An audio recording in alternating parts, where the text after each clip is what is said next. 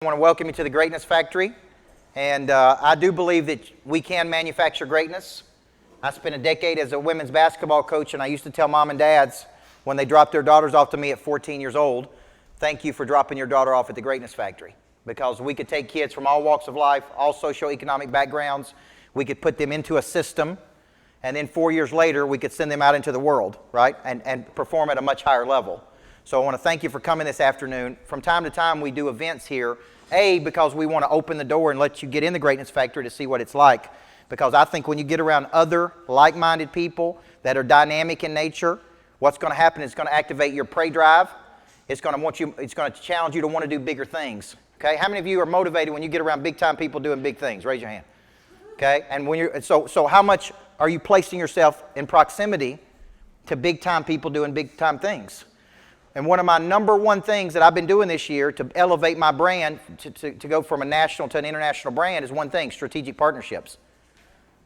So if you see me partnering with big-time people, I just did a retreat with Tim Grover, that was Michael Jordan's personal coach for 15 years.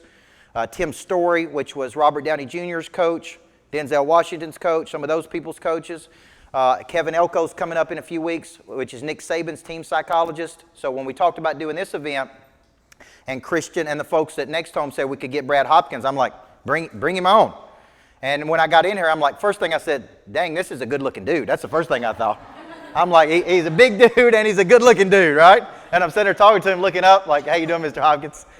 But listen, I think this is a great opportunity for us to spend time with real talent. Former All-Pro, Tennessee Titan. One of the coolest things about him is after his career with the Titans, he chose to stay in Nashville to spend more time with his kids so his kids could live here. He is now I'm going to call him a financial strategist, because I really feel like that's what he's doing now for people around the country, is really how to have a plan. One of my favorite sayings is, there comes a time when winter asks what you did all spring and summer. There comes a time when winter asks what you did all spring and summer. When it comes to your money, that's one of the biggest things you need to know. So we want to thank you for coming today and sharing some of your wisdom with us, and just for being the man you are and the role model that you are. So Brad Hopkins, everybody. I'm not sure how much wisdom I'm going to partake on the crowd, but there will be a message, and it will be clear. Thank you guys for having me out here, first off. I am a financial representative for Northwestern Mutual. That's what I'm doing by trade nowadays, and I also moonlight as a SiriusXM sports analyst on the NFL channel on Sundays, and I do college on Tuesdays. And I guess the biggest thing that I've learned from doing both of these things is making yourself comfortable with the uncomfortable. If you can stand in front of a crowd of people and you don't get a bead of sweat on your forehead, you don't skip a beat in how you talk, you're comfortable in your delivery, people know that. Kind of breeds confidence. People like being around confident people. That's what success gives you. It's really not about the dollars. It's just really about how that person makes you feel. So when you're showing them a house, when you're designing a plan for their policies, or looking over some of the more intimate details that involve this person, they have to trust you. They got to buy into what you're selling. Because we're all selling something, aren't we? Every last one of us. People that don't think they're in the sales industry, you kidding me? I mean, you might go to a salary job, but in the end, you're selling something that they're making, right? You're selling something. It's almost like a barter and trade system that we used to have before there was actually true currency. I need some eggs. Take a little bit of our vegetables down there and see if we can't get some eggs. That's how we swap things. So am I standing here in front of you to network? Of course. So if there are any financial needs that you need of comprehensive planning, come see me. It's crazy spill. But I will say that one of the things that Coach was talking about, and actually before I got here, he had to kind of fill me in a little bit on what he was actually doing, was creating structure. Kim and I were talking about structure. Structure is what allows me to transition as a career changer into this business. And that's the structure that my employer gives me. It's a way of doing something. It's a process. That process makes it easy for me to be comfortable in the uncomfortable. They say 10,000 hours, you mastered whatever you do, right?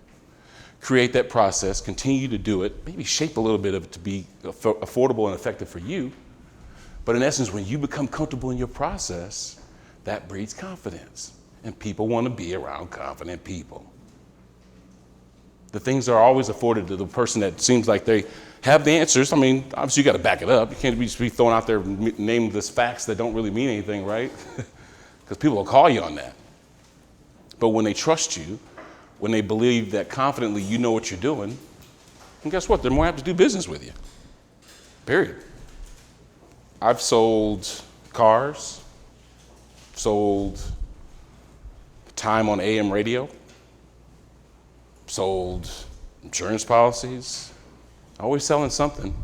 And this was coming from a background where what am I selling? You know, I got out of college. My ability to block people. So how I correlate what I did for the first 13 years of my professional life is that I was an offensive lineman. Offensive linemen by trade are defensive. It's kind of weird. You know what I mean? Because we're protecting the quarterback. We're making holes for the running back, providing paths, if you will. That's exactly what I'm doing now. I'm protecting people's assets. I'm providing a path, a direction for them to get where they need to go. It's almost the same thing. So when you correlate it in your mind to something that's familiar, something I was once confident at doing, now you follow me. Just be comfortable in the uncomfortable. You know what I mean? That's all it is. It's all this is about, the foundation. Whatever your process is you're trying to learn, when you make it yours, then you become comfortable.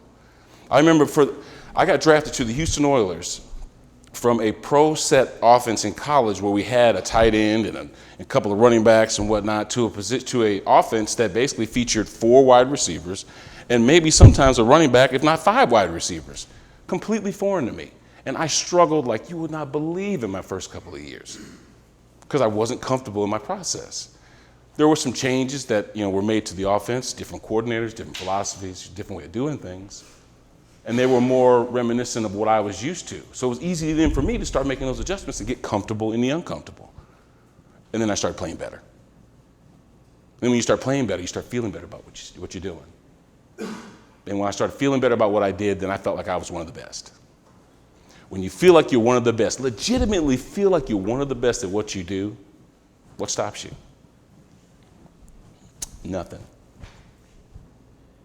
I like to do a lot of Q&A because I can't hit everything that might be on someone's mind, and I love to talk.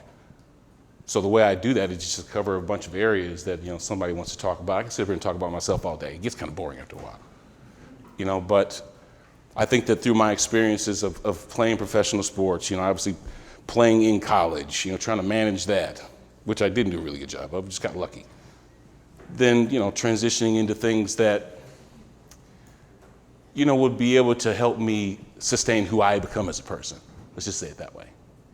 And a lot of us in this room have responsibilities. We've got kids and college to think about and all this other stuff. So, it's a part of me, my plan, my process. And I'm happy to have at least found one. I made a little diagram on my, I think it's on my Instagram. I put it on my Instagram as a background. It says B-hop on it, but if you look at the B, it's actually not a B, it's a 13. I was kind of being kind of hinky. And the 13 that's my lucky number. Because I was the 13th pick of the 1993 draft. I played 13 years for the Tennessee Titans, and then it took me 13 years to find stability, to find structure, to find my confidence back. That's real. So, what's your name? You with the hat? Ryan. I said, Ryan's going to be a go-getter somewhere, man. Because Ryan just came out of nowhere. Christian and I were standing over here talking, and bam, Ryan just comes up, and we're just talking. It took something for him to come across that room when nobody else did and shake my hand and introduce himself. He made the uncomfortable comfortable, didn't he? Did I come in here like pushing people around? I mean, I showered before I came. I mean, was I like, anybody else could have done that, right? Was it uncomfortable for you to do that? Would it have been a little uncomfortable? But it wasn't uncomfortable for Ryan. Or at least he made the uncomfortable comfortable. And now I'm talking about him in this speech. You see how effective that is? Just by making the uncomfortable comfortable. You know, what's up? What's on everybody's mind? I'm a talk show host by trade. Don't make me call you out. I have a question. Oh, you got lucky. Yes. Well, I was going to ask you, is there some kind of identity crisis you go through when you go from a professional athlete? I know you said there's 13 years. What were your struggles during that 13 years? Like, you don't wake up and do what you used to anymore. So I'm thinking for 13 years, because my question was, how hard was that transition for you? Like 13 years, it must have been difficult. It couldn't have just been just to find out, oh, I'm going to be a financial strategist.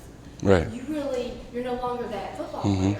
So how long did it take you mentally, and how big of a spiritual role did it play for you to get up every day and be like, who am I? Yeah. Where do I go now? What do I do? That's a great question.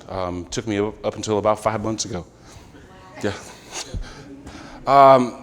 I'm being honest, I tried to find my process. I tried to find why would I get up in the morning? Why would I get up in the morning? Well, before, it was already done for me. You know what I'm saying? All the decisions I ever made weren't really my decisions. They were somebody else's. I didn't ask to get drafted. Sure, it was a blessing and a curse. But nonetheless, I didn't have a choice on that, right? Didn't have a choice in what city drafted me. Didn't have that choice. Didn't have a choice in how long I played either. Nobody ever does. So the only choice I really made was to immerse myself in a business that I thought I could be successful. And kind of take some of the same ideologies, concepts, minutia, whatever you want to call it, and apply it to whatever I do. Whatever you do, you know what I'm saying? If you paint ice cream trucks for a living, paint that ice cream truck the best you've ever seen, you know what I mean? Just do whatever you do the best you can. Well, the first thing I've always learned is if you love what you do, help me here. If you love what you do, you'll never work a day in your life. They got to push you out of the building. You know what I'm saying? Your process is just continually get better at what you love doing. And when you buy in, that creates passion. People love confidence and passion. Think about that. So if I'm standing in front of people confidently delivering a message, and I've got some passion behind what I'm saying, how apt are you to forget what I'm saying? Not very. Make people remember you. I'm going to remember Ryan. And guess what? Now you're going to remember Ryan. That's a good question. Yes, sir. If you knew, I've coached college basketball, high school basketball for the last 24 years, I'm transitioning at this moment. Amen. So if you knew then, 13 years ago, is that 13 years part of your process, or if you knew then what you know now, could you speed that process up? You know what? That makes 100% sense. I'm a God-fearing man, and I believe that everything I did was for a reason.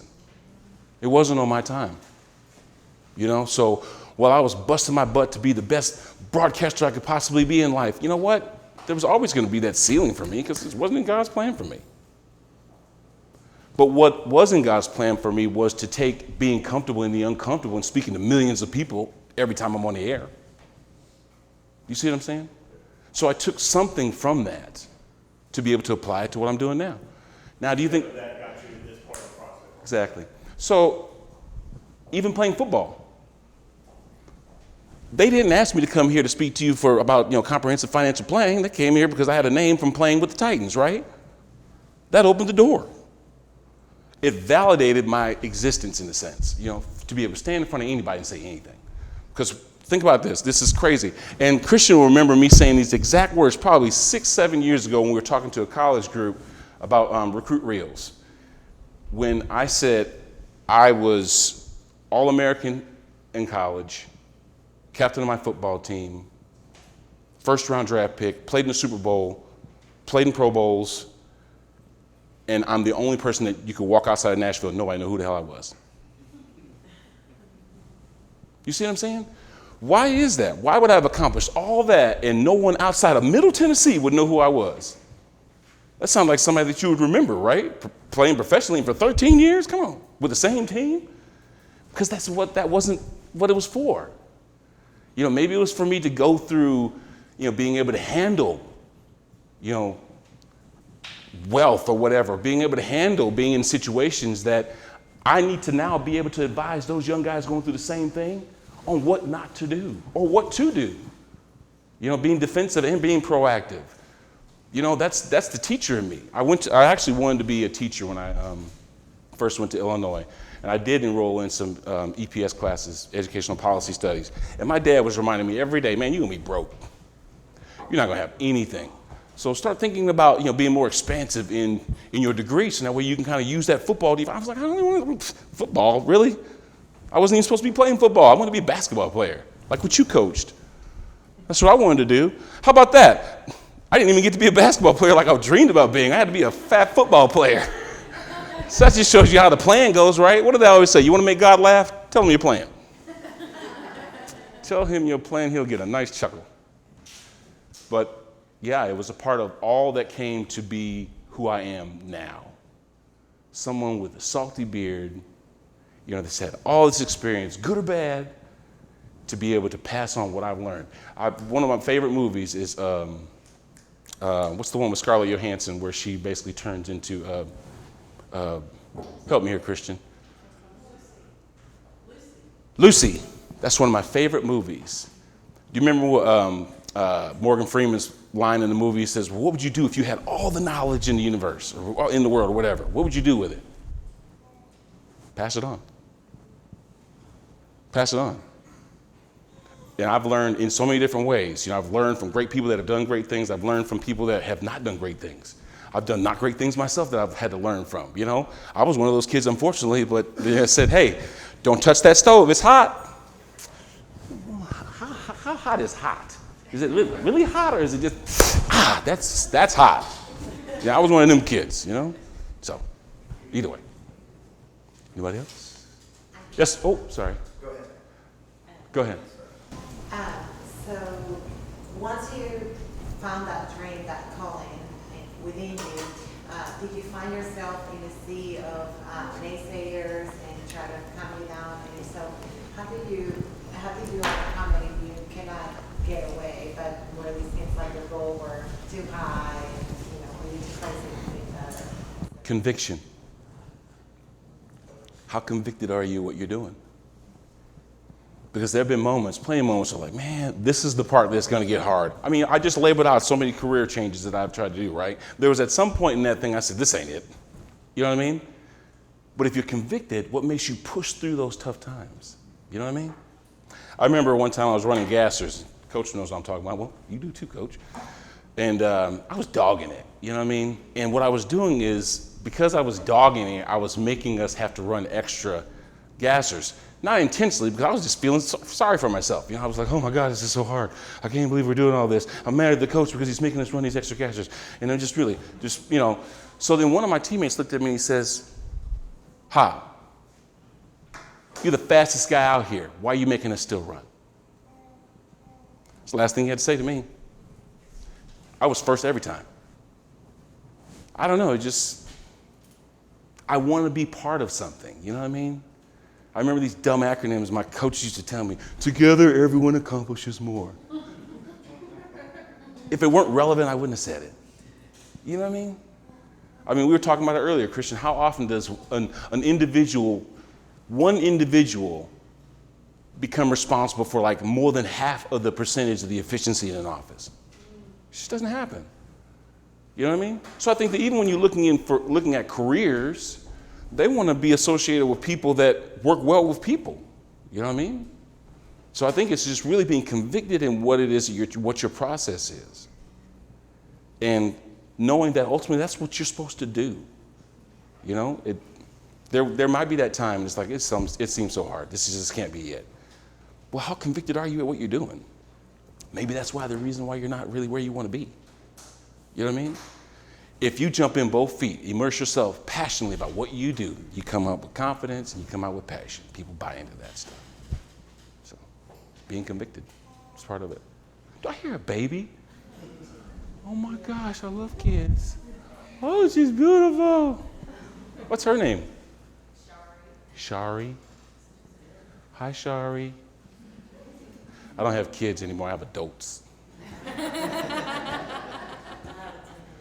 Yeah. You can borrow mine. Did I just say I had adults? Why would I want to go through that again? Actually, you know, I say that. but I do want to have more kids. And maybe one day I will. My wife's 15 years younger than me, so it's probably in the cards somewhere in a roundabout way. Yes, ma'am. During your process of evolving over all this time, is there one moment that stands out to you that resonates the most, personally or professionally, that growing pain just hurt, like, and it really, that gave you Yeah. a kickstart to where you knew this is your path and your purpose? That's a good question. I spent a lot of time and effort trying to be the best former athlete broadcaster there was. That means I had to know every team, every roster, every coach, every conference, every division, everything. So that way I separated myself by the knowledge I had, right? And then being able to articulate it in a way that you thought was entertaining and you understood it. That was my goal. None of that ever made a difference. And it used to tick me off. I had no control over that. You know what I mean? Because in that industry, it's about shtick more than anything else. Period. You know, it's about, the burning dumpster fire over here, versus, anything else like someone saving a cat from a tree. Yeah, right. Someone gets shot over here. I'm way over here. You know what I mean? That's how we are just drawn to that stuff innately, So what I realized that in being a broadcaster, I wasn't contributing anything to the process. These people weren't giving me their game plans. I didn't have an effect on the outcome of that game. Nothing. I wasn't playing in it, wasn't coaching in it, wasn't officiating it, wasn't doing anything but talking about it. You could do that yourself. Where's the nobility in that? There isn't. I wanted to make a difference. I didn't want to go down in history saying my legacy was, he was a great broadcaster. In essence, what does that mean? People like what you said? Great. How about changing the life of a family by protecting them when tragedy comes? I said when tragedy comes. Didn't say if, right? That's far more noble than anything I've ever done. Maybe protecting the guy from getting his head knocked off. But other than that, what I'm doing now is on the same level of nobility, in my opinion, than when I was playing and protecting and providing holes. Well, during your sports career, young, I don't know your history. I know I'm old. I know. I get it. Who did you hang out with? Like, did you get in trouble with the law? Was there ever drugs involved? Like, during that process, we all hit these. Oh, okay. Yeah. I got in an argument with my wife, and she had my cell phone or something. And I grabbed her like this, and I said, give me my cell phone. And she said, you know what? I could call the cops on you. I said, for what? Because you just grabbed me. Call the cops. I don't care. Well, guess what she did? She called the cops. And I even took it a step further. Tell them I'm on the corner of Wendy's and such and da. Well, guess what? About 6 squad cars showed up right where I was at. I got arrested. So that was an epiphany you had a moment. It was challenging her to do that, you know what I mean? I even went on to talk with other, domestic violence groups. I've talked to these people, and they're like, well, not what we're talking about here. We're talking about domestic violence, I know better than to hit a woman. That's just silly, you know what I mean? But what I should never have done is even taken to the point where it got physical, where I even grabbed her, you know what I mean? To even make her feel uncomfortable, which she knew I would never hurt her. Never hurt anybody in my life. That I wasn't getting paid to do it. Okay? And, put it this way, the mother of my kids, she's my best friend. We share the same thing, which is our kids. Absolutely, it was a growing pain. But it wasn't, it didn't define me, though. You know what I'm saying? So. What about your professional career? A moment where, we're all brought down a little bit. Shoot, I remember I just told you how I struggled in that run and shoot, right? I had been talked about as this guy is a draft bust. You know what I'm saying? He will not figure it out. The very guys that I talk to on the air now about the Houston Texans are the same guys that used to tell me I was never going to make it. But they were right at that point when you talk about the struggles I had of trying to make the uncomfortable comfortable. I promise you I didn't mean to go this long, Coach. I didn't. But, experiencing ups and downs, that's life. You know what I mean? That's what it's about. You know, even if applying that economically, you know what? There are times when you've made the most you've ever made, or you're in a really, really good sweet spot. And then there are times you're like, whew, you know, we're on vapors. That's the, uncomfortable, right? Making the uncomfortable comfortable is when you become productive again. I think that, oh my gosh, help me here. If anybody here is taking securities licenses, it's the troughed part of the business cycle. You know what I mean? We have this, the peak. Well, you know, peak's at the top. What's it called when you're growing? Either I can't remember, there's a term that they use. Anyway, that's the point. The point where it's barren seemingly, and you've got to fight through the uncomfortable to get yourself to a level where you can get some footing, and then now we're starting to get uphill, and now we're starting to produce again. You know, so it's part of it. You know what I mean? And as the older you get, you know, that stuff happens. Not that stuff where you get arrested for domestic violence. I'm saying stuff like, walking out on a good job. You know what I mean? Like, I'm not gonna take this crap anymore. You keep eating my sandwiches. Well, I quit. Well, was it worth quitting? You had benefits, you had all this stuff. Anyway, sometimes you can get yourself off into trouble. Okay. You want the floor back? Anybody else have any questions? Yeah, that's great. Yes, ma'am. So you spent the first 13 years of your life being a professional ball player. So you had a team, right? Absolutely. How hard was it from having a team, having everything structured? You're going to be successful. We are going to be successful. Then leading that. You don't have that. My God, that's what kills people. When you lose your process, when you lose your reason for getting up in the morning, and you're trying to figure it out, and the worst part about it is, you don't know when it is. You don't know. 8 years, 10 years, 2 years, not even a year, 14 years, you don't know. There's no average. So when your process gets taken from you, if you don't have something in you that makes you get up in the morning to find that process, you will die. Think about the guy that's worked the same job for 40, 50 years. A lot of times it happens. That process is no longer there, and there goes a lot of reason for living. Find your process. Become comfortable in the uncomfortable. You do great. So what was the first thing you did? How did you get yourself to move on? When that process was taken away, and here you are, and you're like, well, I don't have the Tennessee Titans right now. How did you kind of go? I'll be honest. Because I did have an idea that, you know what? I don't think they're going to let me play this game until I'm 60. I kind of had an idea that I was going to have to transition, right? So I've been dabbling in little bits of, entrepreneurship. Nothing ever really big, But then what I did think was, hey, my mom and dad told me I couldn't say ain't, when I was growing up, because you need to learn how to speak, right? And I got teased for that a lot, speaking correct grammar, not spelling things with a Z and all this other craziness, right? But look at how applicable that is to what I'm doing now. You see what I'm saying? So I kind of had an idea that I might need to transition, so I started aligning my people with business-minded people, you know what I mean? So it wasn't like, when I did get told that I was released from the Tennessee Titans while I was putting my socks on in my bedroom,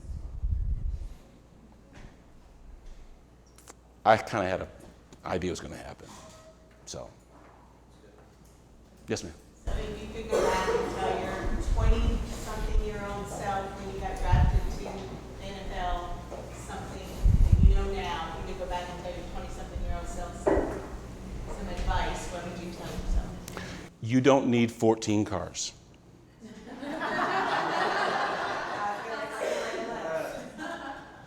You don't need 14 cars. I have 14 cars, 10 of them in the garage. So what do you need? You want to hear something funny? I bought an 08 Honda Accord from the Metro Police Department at a police auction. It was a undercover car. It was fixed for lights and all this other stuff, right? Of course, they took the damn lights out when they sold it. I was mad about that. But I pulled that car out of the auction. It blew a rod right there in the street. I had to have it towed home. I had to put a new motor in it. and the leather was jacked up, like the guy was, whoever was driving, sweat a lot, and he just like peeled the leather off the armrest and some other junk. So I started fixing this car, right? And I kept fixing this car, and I've had it now for about 6 years, and it looks amazing. Amazon is awesome. I got headlights, grills, rims, lowering kit, all kinds of stuff, right? Exhaust. That's what I needed. And you know what that was? It's a process. It's what I did. I like tinkering with my car. But what I did was I took it to the Herculean effort. Since I'm making a bunch of money, right? I had to do that to every damn thing I bought. And I didn't need 14 cars. I literally would color code my cars. I had 3 over here that were yellow. I had 3 over here that were red. I had my blue cars over here. And I had my trucks over here. It was complete overkill. Because first off, it's a depreciable asset. That's just a dumb thing. So that's why I say that first off. Depreciating assets, don't spend money in them. Yes, ma'am. I was just thinking about what you've been saying here today, and what I hear you saying is that it sounds like you're very introspective and you've been reflective in your life. So looking back, you kind of see where everything served its purpose to get you where you are today. Is that what I'm hearing? It's God. It's God. Period. I went through all that. Think about it. I want to be a basketball player. I ate too much, played tight end. Just wasn't in the cards for me. You know, I did something that at least allowed me to be able to talk to you wonderful people today. Wasn't because I was a great financial planner. Someday it will be, but not today. You see what I'm saying? It's all part of my process. Preach! Preach! How often does a guy get drafted to a team and the whole team moves? How often does that happen? It doesn't happen. That's crazy, right? And spending a year in Memphis. Spending a year in Memphis, let me repeat that. Spending a year in Memphis. Walking in Memphis. So Sorry, that's cool. basically, it's not like it's all about our attitudes, because we're all get thrown into a lot of things in life, and it's how we see it and make it or break it. If we get cheated on, then we're going to sit there and think everybody's terrible, or we think about the living that we were too much for them. Confidence does affect your attitude, doesn't it? You're not, oh, I'm going to this, oh, you know, that's not very good. You walk into the room, you're like, what's up? What's up, Marcus? How you doing, bro? Good to see you again, bro. You know, oh, how you doing? Oh, good to see you again. You taking copious notes? I see that. Good. What you writing down there? Yeah, I'm drawing too. Oh, see, that's making the uncomfortable comfortable. My husband says all the time when I have to go to alcohol, he's my biggest mentor. He always says, you gotta be willing to do what other people are not willing to do. And people will see what you're doing. Who did I talk about today? Who in this room did I talk about today? What did Ryan do? He came up and said, You remembered that. Job, Ryan. Yes. Do you remember when you, as a young athlete, man, asking yourself questions, like when things would happen to you? Because I feel like people don't really evolve until they do that. Till you find yourself, the moment where you're like, man, that sucked. You know what would help me though? Not blame people, but hold yourself accountable, ask questions. Accountability is, first off, the eye in the sky don't lie. You know what I mean? I can't say something that didn't happen. You know what I mean? Especially if they're watching it happen. Accountability is a big thing for us. You can't make excuses. Excuses are like buttholes. Everybody's got one. That was our analogy, okay? But what I also did and what I also do now is aligning myself with people that have the experience in what it is that I want to do. You know, I can read all kinds of books. I can do all kinds of things about it. But when I learn the true minutia about the business, about whatever, from people that have been doing it for a long time, that's the model of what we do at Northwestern Mutual. We have to do joint work. And joint work means, you know, you book yourself some cases, and you work with someone, a seasoned advisor, on how to walk you through that case.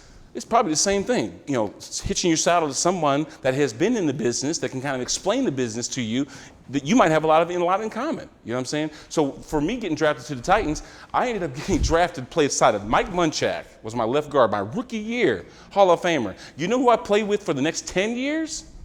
Bruce Matthews. I mean, I'd have to be a dummy to not at least get something out of that, right? So I played next to 2 Hall of Famers, and then that one Hall of Famer that I played next to, he was my coach while Bruce was my line mate. So I was covered on both sides, you know what I mean? And you just took that process when they left, and carried on. It's passed on what I knew. This is what we do. This is how it's done. And that's how you play 13 years. Bruce played 19 years. Munch played 12. They knew something. So would you say, through all your trials and tribulations, career, professionally, personally, probably one of the key, most important things is who supports you, who you surround yourself with, and who is a mentor to you. A mentor, a mentee, and a companion would be probably the biggest asset to you being successful. exactly. They're a part of your structure. They're a part of your process. Pouring into you the support it needs for you to get past when people tell you no. That's the most comfortable thing you got to get used to. People telling you no, I'm just not interested. You know, well, there's going to be somebody else. Somebody else is going to come through that door. If you hope somebody else comes through that door, they're going to come through that door? No, probably not. But if you know they're going to come through that door because you're doing the work, you're doing you've listened to the instruction. There's something there that you've created, a structure, a process that makes you gain your confidence and be comfortable in doing something that's uncomfortable. Now you're making headway. You know what I mean? And it does start with surrounding you with like-minded people. But then again, that's where you're seeking the experience from people that are doing what you do. Why are they good at what they do? Because they've been doing it. Right?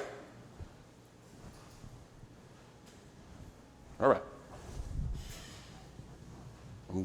We good? Everybody got anything else? Give the man a hand. He worked hard today. Thanks, sir. Coach? Thank you. If I'd had a guy like him, I'd have won 4 championships versus 1. You know what I'm saying? I did lead my conference in rebounding. Yeah, I can believe it. All right, listen, I got a few notes here that I took away, and I want to come back to something you said about transition. Because what I hear a lot of people in life are in transition. And if you ever study transition, there are 3 parts to a transition. And it could be a transition from where I am to where I want to go. Could be a transition from something ended in my life that I didn't want to end. Okay? Could be I'm leaving behind something and moving to something else. Most people I coach are in some form of transition. So in transition, there is an ending to something. Whether you chose that ending or somebody else chose that ending for you, there is an ending to something. After the ending, and tell me if you've ever been in this cycle, there is a period of disorientation where you feel lost and confused. Everybody had that feeling before? You're confused. And confusion is a problem that appears to have no solution to it. Like Greg, when you're talking about being transition, when I left high school coaching and decided to start a business, there was an ending of the only thing I had ever known in my life to leaving that behind, and I was scared to death. But the only thing I had was my confidence. And I started a business. But I had this disorientation period where I'm confused. I'm like, everything I knew how to do this. Now I'm over here doing this. And when I started, I didn't have an explanation of service. I didn't have a selling system. I didn't have a follow-up. I didn't have any of those things that I have today. You follow what I'm saying? So there's a period of disorientation. Now here's the deal. When you're in this period of disorientation, it is when we are lowest on confidence. During periods of disorientation, our confidence is low. And I have a saying about confidence. When we're low on confidence, we go back to old habits in new ways. This is why sometimes when people divorce, they go back and marry somebody from their past. They marry an old boyfriend, high school sweetheart, and you know why? Because they're low on confidence and they go back to people they know will not reject them. Everybody see that? So I end something, I have a period of disorientation, but here's the best part. Here's the best part about transition. Then I have a new beginning. And once I get to the new beginning, now I'm going to do something really big in the world. Okay? And this is, so just remember this. Conflict is necessary for expansion. This cycle is necessary for your expansion. Everybody with me? And everybody's gone through this cycle, right or wrong. So to do something big, you hear me talk about a lot, that I borrowed from my buddy Tim's story. First, you have to have revelation. Revelation is some big aha moment. That was really what Lee was asking. Like, did you have a big moment where you knew? Revelation is, boom, I know. My revelation happened at 6 years old on a baseball field Little League baseball coach said, son, one of these days you're going to be a great coach. Right? For 36 years I've had that revelation. Because of my revelation, I now have conviction. Can you sense my conviction? Yes or no? You're going to feel it as passion. You're going to feel it like, man, this guy really believes in what he's saying. But you know why? Because for 36 years I've been saying everybody needs a good coach in their life. People perform higher with a great coach in their life. And if you've ever had a bad coach that squandered your talent, you know what I'm talking about, right or wrong. Okay? Because of my revelation, I now have conviction. Because of my conviction, I am now willing to take action. What kind of action am I willing to take? Whatever it takes. I'm willing to do whatever it takes because of my revelation and because of my conviction and because of my action. Does that make sense? So when you're asking these questions of a person who has been there, here's what every person would tell you. No matter what level of success that a person's having, there's still confusion, there's still anxiety, there's still fear, there's still all of these things. The difference between small-time people and big-time people is small-time people contract when they get scared.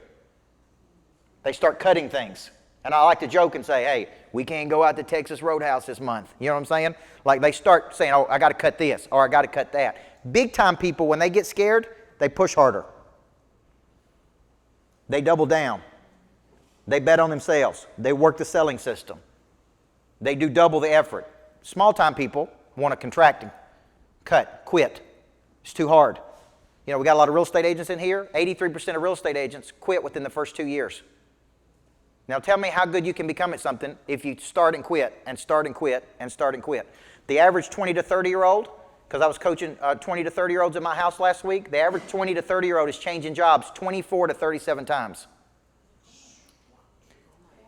Now, you tell me how good you can become at something when you start, quit, start, quit, start, quit. When you see big-time people that are doing something, when he talked about 10,000 hours of practice, what he was referring to is every study in the world says that it takes 10,000 hours of practice to master something. The top money earners have been doing something for a long period of time. Long obedience in the same direction. They pick a lane and they just refine that lane. And they get better, and they get better, and they get better. Now you look at them and you go, oh, seems easy. To them, it is easy. You know why? Because they got thousands of hours of practice. Right? They got thousands of hours of practice. So I'm going to end today by asking you this question. This is something I've been talking about lately, something I'm talking about this week at my lodge out in Christiana, Tennessee. This is around a book I wrote called Person of Interest. And as Brad was talking, I was thinking about the way you become a person of interest. And the way you really become a person of interest is you do something other people hasn't done. See, there's no other Tennessee Titan sitting in the room. That's why he's a person of interest. You understand what I'm saying? There's no other All-Pro sitting in the room, which is why he's a person of interest. See, so when you go do something that other people have not done, you're the first one to create something. You're the first one to invent something. You're the first one to go. You achieve some type of legendary result, you automatically have your person of interest score up. Now, when you get your person of interest score up, what happens? If I'm trying to sell something, what happens when I become one of these people of interest? I don't have to chase business. Business is chasing me. So if you watch what I do, I form strategic partnerships to drive my person of interest score. I'm circulating about the world. I'm coaching big-time people. I'm going to big-time places. I'm creating new concepts and products and services constantly. Why? That helps me raise my person of interest score. I'm doing events like this so to get you into greatness factor. Everybody see that? Now, the more I can drive that person of interest score for you, the more you're going to go to your office. And here's the deal. Your phone's going to be ringing. Your schedule's going to be booked. Greg's going through a coaching transition, but here's the deal. Do you know when, based on your network, when you're building your network of people, just remember this. The power of any network is exponentially grown by each individual participant added to that network. So you want so many people in your network that when you go through transition, a bunch of people are reaching out to you going, come on, I'll tell you, I want you on my team. I want you on my team. I want you on my team. I want you on my team because of what it is you have that other people want. Okay? So if you're here today and you're interested in going deeper with me on this concept, I'm doing a full day this Wednesday at my lodge out in Christiana, Tennessee, where I unpack person of interest. Probably one of the best concepts I ever invented. And you know why I invented the concept? Because I got tired of chasing opportunity. I said, I want opportunity to chase me. And to do that, I had to go to work on me. I had to create more value for the world. It didn't have anything to do with the world. It had to do with me. So I'll show you how to become one of these people of interest. And my goal is to drive 200 or 300 leads a week. Not buying leads, by the way. Just going out into the universe and circulating where people are just coming in all day long. People are just coming in all day long. And I'm going, yes, yes, no, no, yes. Right? And I'm getting to pick and choose who I work with and who I don't work with, what opportunity I have and what, right? Like that's where I want to get to, is every day I get to choose what I do and who I work with based on that person of interest score being really, really high. Okay? So I want you to become a person of interest. Now, at the end of the day, it's not for the money, by the way. Don't think that you should become a person of interest for the money. You should become a person of interest because of the impact and influence you can have on planet Earth. Because the more influential you are, the more people you can help, the more problems you can solve, the more money you can give to charity, whatever the case may be, right? That's the ultimate reason to be a person of interest, to become known or famous in the world. It's so more people will be coming to you. Fair enough? Now, this event, I want to thank the people that brought this event to you.